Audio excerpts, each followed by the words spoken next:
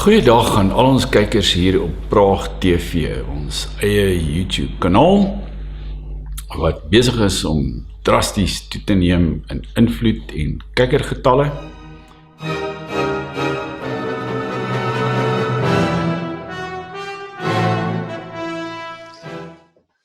Well, welcome to this Prague video, and I'm very happy to be speaking to Brandi, all the way down in Texas. How are you, Brandi? Hi, Dan. I'm doing well. Thank you for having me. Oh, it's a great pleasure. Yes, and you've taken an interest in South Africa for quite some time. How long has it been that you became aware of us as a country and as a people? I have been aware for a very long time. Actually, when I was a teenager, I had dreams that I would move to South Africa and be a surfer. When I was like a surfer? 12 and 13. Yeah, a surfer. I guess I was going to be a beach bum. I didn't have a great plan. But I don't know why, but I've always, that was always my number one place that I wanted to go in the world, even as a young teenager. Really? And where did you first hear about us or read about South Africa? Well, when it comes to, let's say the farm murders, the brutality of these murders, the way they're carried out, and the escalation of them, I actually came by this information quite by accident. After 9/11, the Americans, we really distrusted the media. And I mean, probably a lot of people in the world, but us especially. And I myself, I always have to seek out the information for myself. I've never just taken their word for it. And I don't even know what I was searching for, but I came across this horrifying murder story of an entire family, of torture, of gang rape of the children, all of the children, male and female. It horrified me. And I want to say this was more than 10 years ago, maybe 12 years ago. So from there, I was obsessed with finding out the truth, what was going on. And but you saw nothing in the mainstream media in the US or in England or anything like that? Nothing online? Nothing. Well, where I came across this information, and this is actually kind of crazy, but I wasn't looking for it. But back then, the atrocities taking place in South Africa, of course, the mainstream media, there's no coverage of anything, not even the crazy stuff that's going on in the government, like changing the Constitution, which should be international news. Mm-hmm. But I came across it on like a white supremacy or far right, I don't even remember what it was, webpage. And, I just read the story. I wasn't looking for the page. And at that time, when I dug for more information, it was like the only place the information popped up, you could search for hours, were on these like far right websites, but it turns out, 13, 15 years later, it's all true. And so, but initially you were shocked by it, and then you wanted to find out for yourself. And at what point did you feel a kind of an empathy with us, or where it became almost like a connection or a cultural interest or a feeling of solidarity with us? Right. So this is so hard for me to explain, because I cannot explain where it comes from or why. I'm not an emotional person. I'm not a, person who feels just sorry for just anybody. But this issue has been my greatest agony in the world for more than 10 years. When I saw the escalation of these murders, and I read what is done, over and over and over, and it keeps happening. I feel physical pain for this issue, and I have for a long time. There's no one speaking about it, and I have this amazing sense of empathy on this issue, where I almost feel I am able to take myself and literally put myself in people's shoes, because I feel that at times I feel their heartache, like I feel it physically. I mean, it affects me. There are times I cry for days because I feel helpless. I do all of these things, and I have written every letter I can write, and I've begged and I've pleaded with the media, and it's just heartbreaking. You've been talking to a lot of people in South Africa, haven't you? Yeah. I never knew that I would speak to a South African when I began this. I had no idea. I was new to social media. I didn't even have social media. Okay. And the other day you told me you were learning some Afrikaans as well.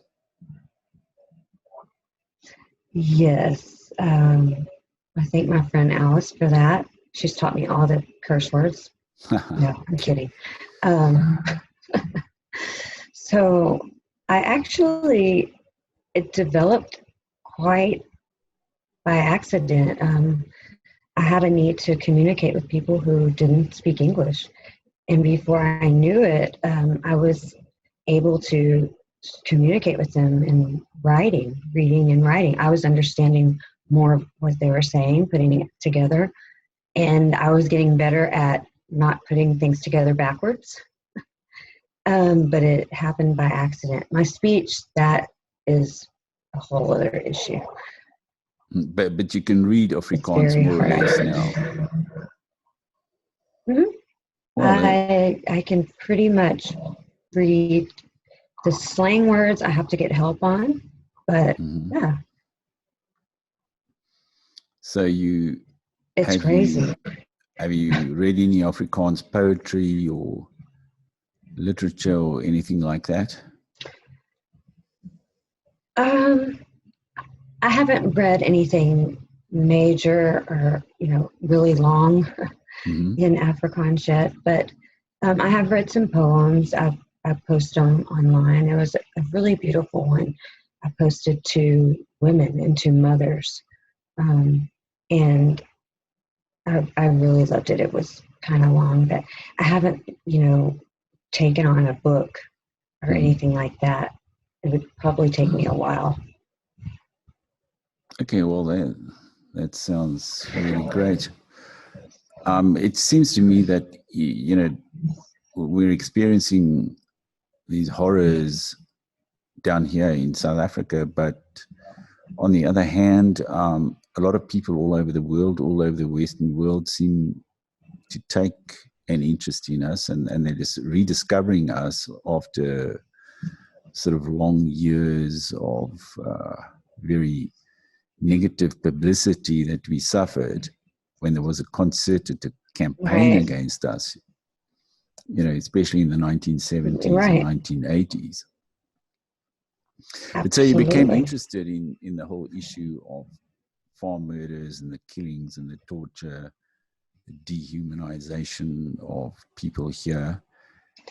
And you say you've also filed some information with various courts and authorities in the US and internationally. Yes, I mean, I have assisted. I'm not an attorney. I wasn't the legal mind on these things, but I did co-author many of these filings. And and provide evidence and get them to the places they needed to go. And we worked together over a short period of time before the elections. And what we did was push these out so fast to try to just hit every day with something, some type of paperwork. And not only in America and every high court in the world, but we filed in South Africa as well. If you'll remember, when the land expropriation bill, right before Christmas, it was taken off the table due to unforeseen circumstances, right? Okay. And then it was picked back up by the Director of Public Works, right? It was put back on the table by the Director of Public Works. Well, during that time, we had made a filing, and with each filing you make like this internationally, you have to have remedies.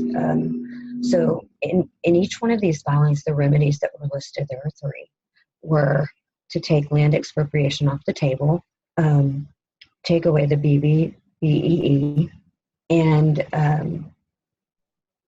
to allow for the Afrikaner and Boer and English community to have their own protection.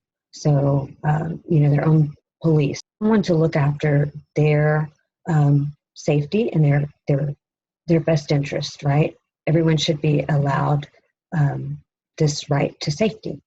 If your police are failing you, you should be allowed to protect your community. So those were the remedies. And this was taken off the table and put back on the 20-something. This filing that I'm speaking of was made on the 12th, December 12th. That was last year, 2018. Yes, in December. So it was filed December 10th. We received notification that they received it on the 12th. And then all of this weird stuff started happening. Like they took the land expropriation bill off the table, but then the Public Works Director picks it back up.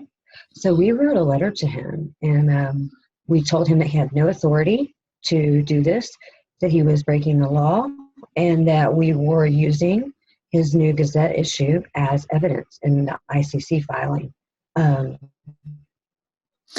like were you talking about the ICC? Was that the one at The Hague in the Netherlands? The International Criminal Court. We did file with The Hague as well. Okay. And we also wrote to the IHEID in Sweden. I'm sure you probably know who they are, but just a small group of brilliant-minded humanitarians that some of our Nobel Peace Prize winners. I believe one sits on the ICC, but we did a lot of things. We put a lot of things out in the 4 months coming up to the election. Yeah, the South African election. And just to try to put the South African election. What we were trying to do, we knew, you can't save the world in 4 months or even South Africa, but we were trying to put the brakes on some of the issues and just shine a spotlight and let them know that we care and we're watching. But Texas has got quite a tradition of people standing up for a cause or for their rights, and you said that you felt special having been born Texan. Yes, very much so. In this whole journey, I've actually realized that your people are a lot like Texans in so many ways.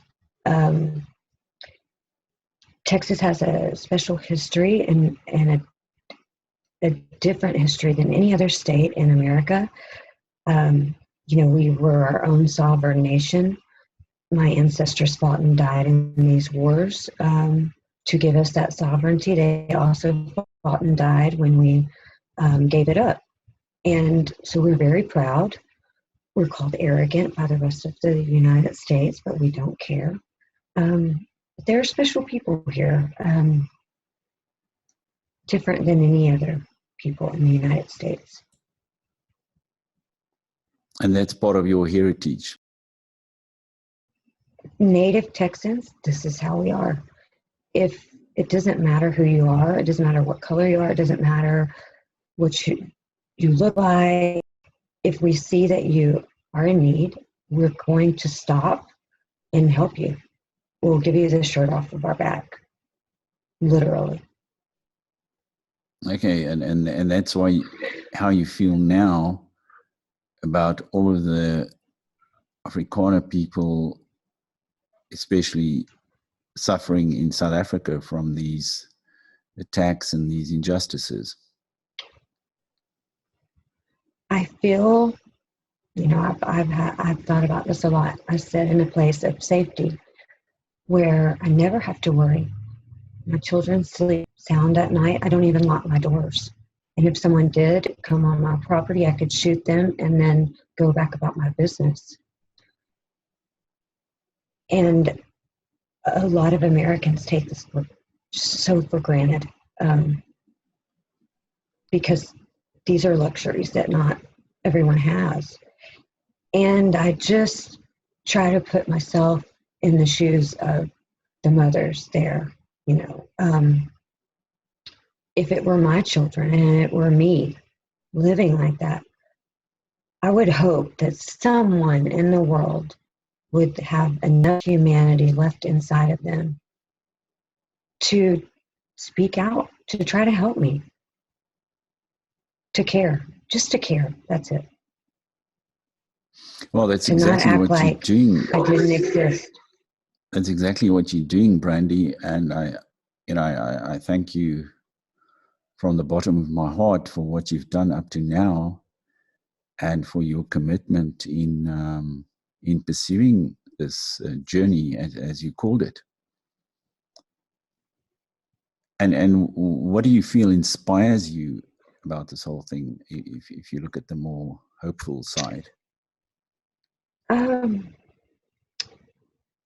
There have been a lot of days where I have, and people that follow me, they know I'm just human. I'm not a professional at making videos or anything like that. And when I'm hurt, I'm upset. Sometimes I speak out. And there have been days where I've spoke out and I've said, I don't know how I can move forward. I don't know if I can be of assistance and do anything good anymore. I don't know where else to go, And at those times, something always happens. I always have someone amazing reach out to me or get an amazing voice note from people that I never thought I would hear from, that I have no idea. These people know who I am. They're very well respected, or, it's something just pushes me forward. And I just get up the next day and I dust myself off and I keep moving. But it's the people. It's the people. And I promised them that I would not give up on them. And I won't. Well, that's really excellent and admirable. I think very few of us would, take up a cause of trying to help people way on the other side of the globe. And there's no financial or other gain for you in it. In fact, it's costing you money. Yeah, I have spent some money out of pocket. So have others that I know. But these aren't things that we, talk about. It's humanity. And if we don't have enough humanity in us to stand up for those who are unable to really fight back. They're handicapped in so many different ways. because of the numbers or because of the world. And if they do fight back, they will be seen as the evil, when it's actually the opposite. The world has gone insane, it's upside down, and nothing makes sense. But if we lose that piece of us because we're too selfish, what makes us human anymore? If we don't care for people suffering like this, you know, these are people of my ancestry. I'm Dutch, I'm German. And I care. I know many others suffer in South Africa, and I speak for them as well. The reason I fight so hard for this issue is because these are not everyday murders or robberies. What sets them apart from the others is the brutality, the torture of even infants, and it's unimaginable, and most Americans could never wrap their mind around this. Well, thank you very much, Brandi, for sharing that with us. And I would like to, in the next video, go into this issue a little bit more with you. But I really appreciate your talking to us. And until the next time, then thank you. Thank you very much. Yeah, thank you so much for having me, Dan. No, it's been a tremendous honor for me to speak to you.